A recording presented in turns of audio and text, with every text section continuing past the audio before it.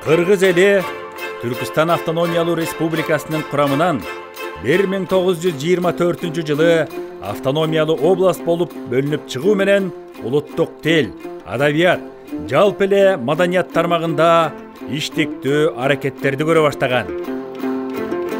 Ошолордун бири катары 1924 жылы жай айларында негизинен Түркістан борбордук аткаруу комитетинин 2 пленуму тарабынан жогоруда көрсөтүлүп өткөн чечимди иш жүзүнө ашыруу максатында ошол эле жылы Кара-Кыргыз автономиялуу областтык билим берүү бөлүмү тууралуу 2 токтом кабыл алынды. Бул пленумда Токобаев, Арабаев, Алиев, Поливанов, Буруев, Юдахиндер катышты. Жыйналышта төрагалык кылган областтык билим берүү бөлүмүнүн башчысы Токобаев мындай деген: Туугандар, көңүл буруңуздар. Тез арада ликвидациялык комитеттин катышуусу менен көтөрүлгөн маселени каттап, аны жөнгө салуу жагын областтык ревкомдон сурайлы. Бул алгачкы жасалган кадам катары каралгандыктан, аны андан ары да мыйзамдаштырып чечүү ниети менен Кара-Кыргыз автономиялуу областынын элге билим берүү бөлүмүнүн коллегиясында жыйналыш чакырылат. Ага Төрөкул Айтматов, Петр Кузьмич Юдахин жана башкалар катышат. Бул туурасында Төрөкул Айтматов мындай дейт: Пишпек шаарында Кыргыз агартуу институтун ачуу максатка ылайык деп 5 токтом кабыл алынды. Аны РСФСРдын Кара-Кыргыз автономиялык областынын Советтеринин аткаруу комитетинин президиумунун кеңешмесине жолдодук.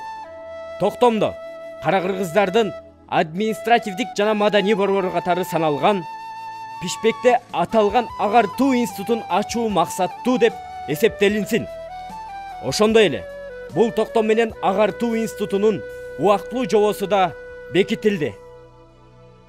1925 жылы 17 июнда Орозбаков, Ишпулатов, Артыкбаев, Жакыпбаев жана башкалар катышкан кеңешме болот. Ал кеңешмеде төрагалык кылган Абдыкадыр Орозбеков айтылган ойлорду чогултту. Директор Петр Кузьмич Юдахиндин расмий билдирүүсүнөн улам областтык билим берүү бөлүмүнүн Кыргыз агартуу институтун ачуу жөнүндөгү докладдык каты маселенин чордонун түздү. Советтердин аткаруу комитетинин президиуму областтык билим берүү бөлүмүнүн сунушун колдоп, Бишкек шаарында Кыргыз агартуу институтун ачуу максатка ылайык келет деген 29 токтомду колдоону сунуш кылам.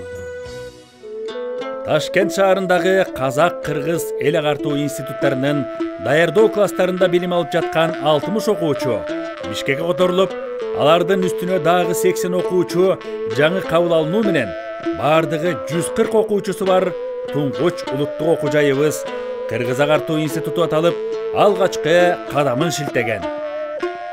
Бул окуу жайдын алгачкы мугалимдери Юдахин, Данияров, Нааматов, Шамгунов, Абдукаимов жана башкалар болушкан. Бул окуу жайдын биринчи директору Петр Кузьмич Юдахин болгон. Анын сунушу менен окуу бөлүмүнүн башчылыгына Базаркул Данияров дайындалган. Окуу жайдын жааматы Фрунзенин алдыңкы катардагы мугалимдердин ичинен тандалып, 11 адамды түзсө, жардамчылар 5 эле. Алар улуту боюнча орустар, еврейлер болчу. Бара-бара түзүлгөн кыйын жагдайларга байланыштуу агартуу институту Борбордук Кыргыз педагогикалык техникумуна айланды. Бул урматтуу окуучуларынын бири Кыргыз улуттук университетинин ардактуу профессору маркум Зияш Бектенов ошол мезгилде мындайча эскерет: Бүгүн күнү өткөнгө чабыттап, көз салып отурсак, бир кезде Петр Кузьмич директор болгон, балдарды тарбиялаган мектеп атактуу билим очогу болуп, нукура таланттардын уясы болгон экен. Мукай Элебаев, Касымалы Жантөшев, Жума Жамгырчиев, Узакбай Абдукаимов, Абдылас Малдыбаев, Гапар Айтиев, Жоомарт Бөкөнбаев, Кубанычбек Маликов, Саткын Сасыкбаев, Мамасалы Абдыкеримов, Масыралы Кырбашев, Өмүркул Жакишев, Касымбек Эшмамбетов, Райкан Шүкүрбеков, Алыкул Осмонов, Хусейин Эсенгожоев, Мидин Алыбаев, Анвар Куттубаева, Сайра Кийизбаева, Даркүл Күйүкова, Бакен Гыдкеева сыяктуу кыргыз искусствосунун ири өкүлдөрү, Солтонкул Шамурзин, Сулайман Аденов, Азиз Токтобаев, Мукталы Аманов, Күлүпагонду Чалова сыяктуу мамлекеттик ишмерлерди, Ташым Байжиев, Тазабек Саманчин, Жамыйбек Чолпонкулов,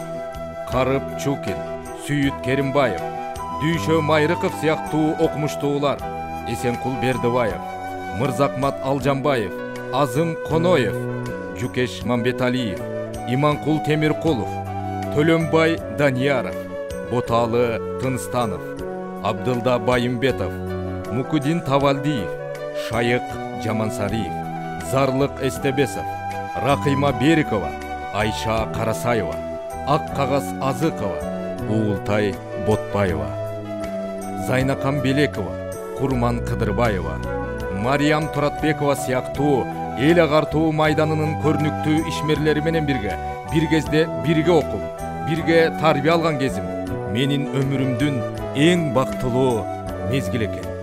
Мен ошого ар дайым сыймыктанам. 1940 жылы башталган каргашалуу согуштун айынан жаңыдан гана түптөлүп келе жаткан институт 41 жылы күзүндө Пржевальский азыркы Каракол шаарына көчүрүлөт. Ал эми бул имарат убактылуу аскердик госпиталь болуу менен Куйбышев атындагы аскердик инженердик академиянын карамагына өткөрүлүп берилет. Согуштун алгачкы эле күндөрүндө Кыргыз мамлекеттик педагогикалык институтунун окутуучу профессордук составынан жана студенттеринин арасынан согушка кете башташкан.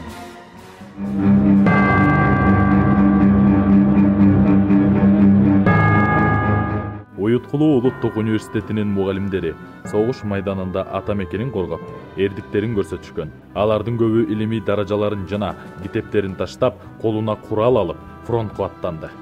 Билим берүүнүн устаттары болгон бул инсандар согуш талаасында да өз милдеттерин так аткарып, жоокерлерге үлгү болушту. Токтосун Мамбетсариев Кыргызстандын көрүнүктүү окумуштуусу жана агартуучусу болгон. Ал Кыргызстандагы журналистика билим берүү тармагынын өнүктүрүүгө чоң салым кошкон. Согуш жылдарында баатырлык эрдигин көрсөтүп, душмандардын мизин кайтарган.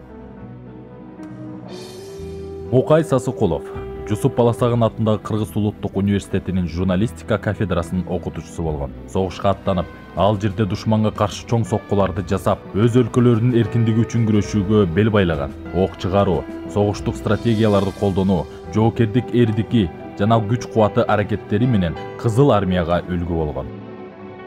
20 кылымдын кыргыз интеллигенциясынын залкар өкүлү, кыргыз филологиясынын доценти Зияш Бектенов согуш мезгилинде фронтко жөнөп, жоокер катары өз өлкөсүнүн эркиндиги үчүн күрөшүүгө бар күчүн жумшаган. Ал миномет, пулемет куралдарын колдонуп, душмандарга каршы татыктуу каршылык көрсөткөн. Улуу ата мекендик согуштун ардагерлеринин бири Арзыматов тарых факультетинин профессору болгон. Согуш майданында башка жоокерлер сыяктуу ал дагы Каражанын карч уруп, элинин тынчтыгын өз өмүрүнөн артык көргөн баатырлардан болгон. Башка баатырларда эле өзүнүн кара күчүн кан майданда көрсөтүп, душмандардын мизин кайтарып, фронтко эрдик көрсөткөн жоокерлердин бири философия илимдеринин доктору профессор Жумагулов болгон. 1945 жылдын 9 майында советтик армиянын Берлинди басып алышы жана Германиянын толук багынып берүүсү менен аяктаган. Бул жеңиш эмнени билдирген? Фашизмге каршы чоң жеңиш болду. СССРдин эли, анын ичинде кыргызстандыктар өз жандарын аябастан салым кошушту. Бул күн улуу жеңиш күнү катары ар жылы 9 майда белгиленип келет.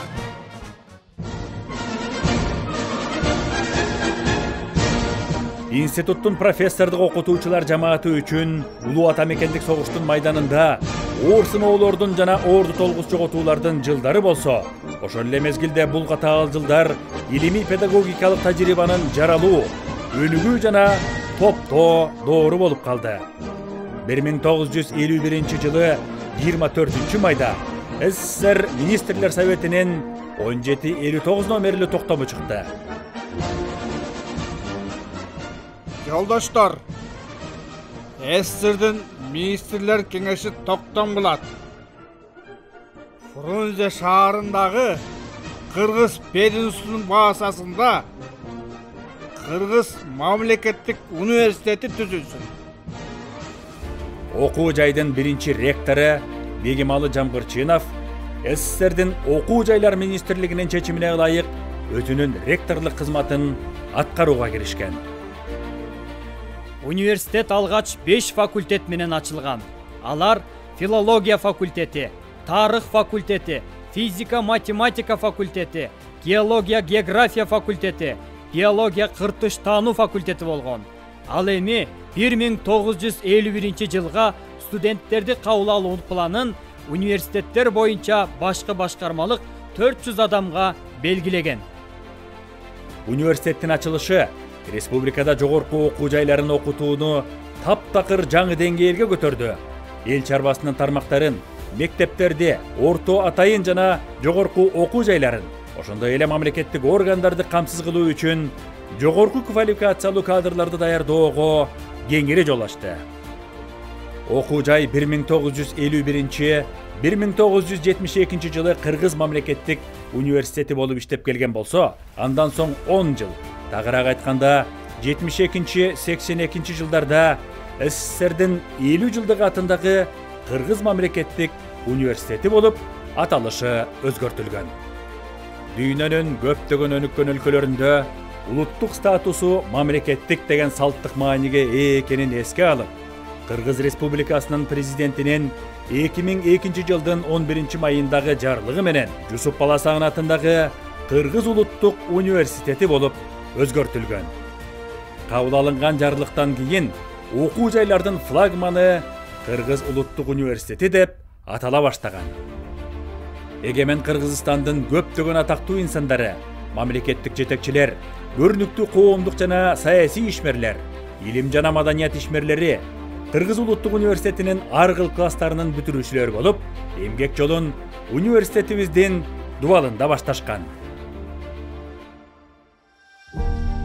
Улуттук университетибиз кылымдык тарыхый жолунда Кыргызстандын мамлекеттик башкаруу, эл аралык байланыш, саясий, маданий, адабий, илимий, укуктук, экономикалык, агартуучулук тармактарында аты таанылган мыкты инсандарга жогорку билим берди.